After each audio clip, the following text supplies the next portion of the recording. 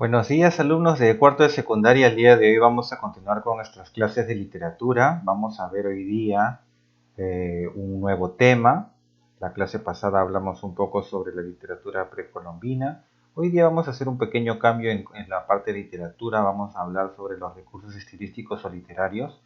Y luego en la siguiente clase retomaremos lo que era ya la corriente, la propia época virreinal, el inicio de la etapa de la conquista, ¿no? Vamos a ver entonces hoy día, en nuestra clase, en nuestra sesión, algunas de las figuras o los recursos que utiliza la literatura para poder representar mejor sus obras, ¿no? Las obras literarias en general, pero que de una u otra manera están más representadas dentro de la poesía, ¿no? Vamos a ver acá tres grandes grupos de recursos estilísticos que van a ser, por un lado, los recursos fónicos, tenemos los recursos gramaticales y los recursos semánticos, ¿no? Lo fónico tiene que ver con el sonido, básicamente cómo suenan las palabras o cómo se ordenan estas palabras dentro de la oración o la frase para que pueda tener un sonido armónico, hermoso o que tenga alguna estructura que sea creativa y que sea por ende artística. La parte gramatical va a ser ya la estructura propiamente dicha de las palabras, ¿no? Cómo se estructuran las palabras, cómo se pueden utilizar estas estructuras dentro de la poesía, dentro de la estrofa, a partir de su ubicación. Y luego tenemos la parte semántica, que es básicamente cómo o qué significa la frase o el verso. El significado de ello va a ser variable. Vamos a ver entonces ahí algunas de estos recursos estilísticos o figuras literarias. Vamos a empezar por los recursos fónicos. La primera o el primer caso es la aliteración. Aliteración consiste en repetir uno o varios sonidos dentro de una frase, con la con la intención de expresar una idea o producir efectos sensoriales, ¿no? Como el ejemplo, ¿no? Franco, fiero, fiel, estamos repitiendo el sonido de la F. Ya se oyen en los claros clarines, ¿no? Se repiten estos sonidos que están resaltados. Luego tenemos la onomatopeya. En este caso consiste en repetir un sonido de la naturaleza, como el sas en ese ejemplo, ¿no? Luego tenemos la paronomasia. Consiste en la utilización próxima de palabras parónimas, es decir, que tienen un sonido similar, pero un significado diferente, ¿no? Cansado y casado, pica, pica y pico, ¿no? Cambian algunas letras y por ende también hay una utilización de los sonidos repetidos, ¿no? Luego tenemos ya los recursos gramaticales y vamos a empezar por la anáfora. La anáfora básicamente es utilizar una o varias palabras de forma reiterada al inicio de varios versos. Tendrían que ser por lo menos 2, 3 versos que se repitan de manera consecutiva para que logren este efecto. Vamos a leer el ejemplo de Miguel Hernández, ¿no? Temprano levantó la muerte el vuelo, temprano madrugó la madrugada, temprano estás rodando por el suelo, no perdono a la muerte enamorada, no perdono a la vida desatenta, no perdono a la tierra ni a la nada. En este caso vemos que la carga emotiva está en la repetición de las palabras de inicio de cada uno de estos versos. Luego tenemos el polisíndeton. Esta figura consiste en repetir el conector entre los elementos de la oración. Estos conectores tienen que ser palabras, ¿no? Vamos a ver ahí la repetición del conector y en el caso del fragmento de Juan Ramón Jiménez, que dice así, ¿no? Hay un palacio y un río y un lago y un puente viejo y fuentes con musgo y hierba alta y silencio, un silencio. Entonces se utiliza el polisíndeton como todos estos conectores repetidos. Otro ejemplo con José Santos Chocano de Perú. Porque es pura y es blanca y es graciosa y es leve como un rayo de luna. Entonces hay un efecto al momento de reiterar estos conectores. Luego tenemos el paralelismo. Es la reiteración de la misma estructura sintáctica en oraciones o versos seguidos. O sea, una misma estructura pero con palabras diferentes, ¿no? Tú me destierras por 1, yo me destierro por 4. Entonces, acá vemos que se cambian algunas palabras pero se mantiene la misma forma en la estructura de la oración, ¿no? Y el siguiente ejemplo: a sus suspiros sorda, a sus ruegos terrible, a sus promesas roca. Hay una figura que se repite, una estructura que se repite en estos tres versos. Luego tenemos el hipérbaton. El hipérbaton es el cambio del orden normal de la frase.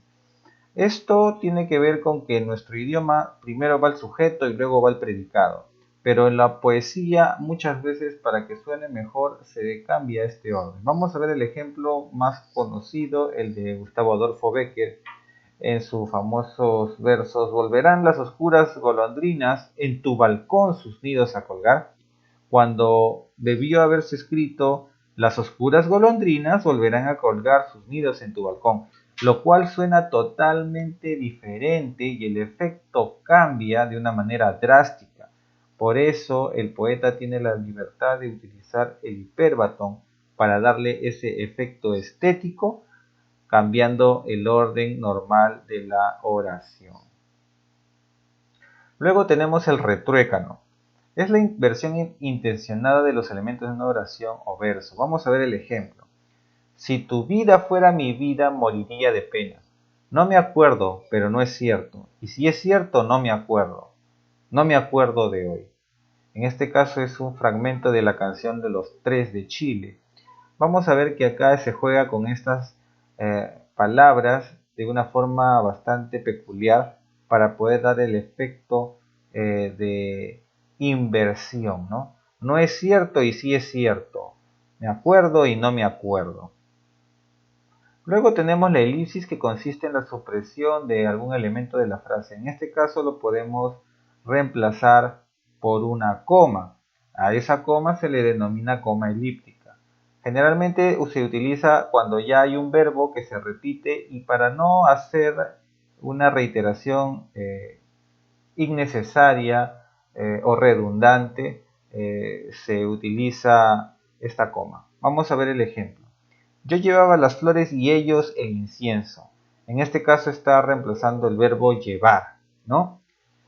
Félix cantaba una canción romántica y sus amigos unos boleros. En este caso estamos reemplazando el verbo cantar por la coma. Y finalmente vamos a ver los recursos semánticos, empezando por la antítesis. Este conjunto de recursos están basados en el significado de las oraciones o los versos. Por ejemplo, la contraposición de dos palabras o ideas. Mis arreos son las armas, mi descanso el pelear, mi cama las duras peñas, mi dormir siempre velar. Acá hay una oposición entre las ideas.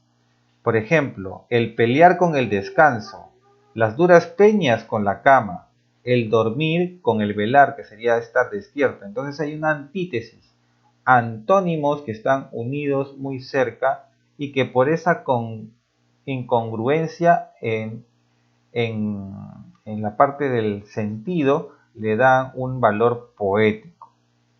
Vamos a ver el símil. El símil es la comparación de dos elementos a través de un nexo gramatical con la palabra como.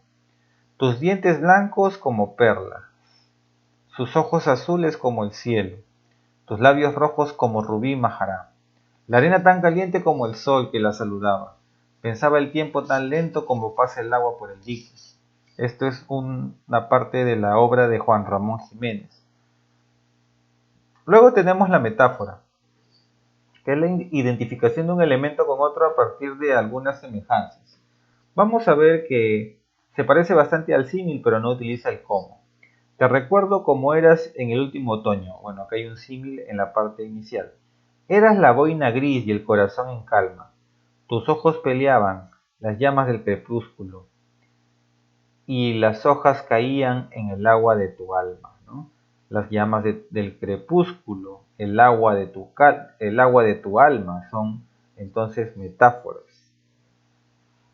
La hipérbole consiste en la exageración expresiva de una idea, algo muy estrambótico, ¿no? Érase un hombre pegado a una nariz pegado, érase una nariz superlativa, érase una nariz sayón y escriba, érase un peje espada muy barbado.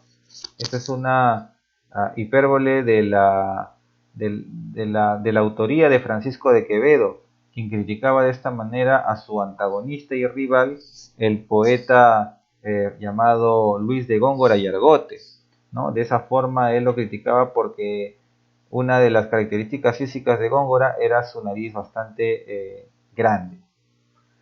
Luego tenemos la metonimia, que es sustituir un término por otro con el que mantiene alguna relación de dependencia, causalidad, contigüidad o procedencia. Veamos. La más bella niña de nuestro lugar, hoy viuda y sola ayer por casar, viendo que sus ojos a la guerra van, a su madre dice, que escucha su mal, dejadme llorar, orillas del mar. En este caso está subrayado de color rojo, sus ojos a la guerra van. No van solamente sus ojos, va toda esta niña, pero es la mirada que tiene a la guerra. Entonces, toda la presencia de la persona se representa solo con un detalle, en este caso con la visión, con los ojos. Luego tenemos la personificación. En este caso es la atribución de cualidades humanas a algún animal o algún ser inanimado, ¿no? También se le conoce como prosopopeya. Con mi llorar las piedras se enternecen, su natural dureza y la quebrantan. Los árboles parece que se inclinan, las aves que se escuchen cuando cantan. Con, diferentes, con diferente voz se condolecen, y mi morir cantando me adivina. Esto es parte de la obra de Garcilaso de la Vega. Epíteto. Adjetivo o participio que resalta características intrínsecas al sustantivo. Noche oscura del alma, la fría nieve de tus brazos, ¿dónde está la miel dulce de tus ojos? El epíteto es un adjetivo, pero tiene una característica muy evidente dentro del sustantivo, ¿no? Noche oscura, obviamente todas las noches son oscuras. Fría nieve, toda la nieve es fría. Y la dulce miel, ¿no? La miel dulce, el sabor de la miel siempre va a ser dulce. Entonces, se trata de reforzar una idea a costa de la repetición de la característica más importante del sustantivo. Y de esta manera, chicos, hemos visto nuestra clase del día de hoy. Voy a dejar entonces las actividades para que puedan desarrollarla y continuaremos la siguiente clase.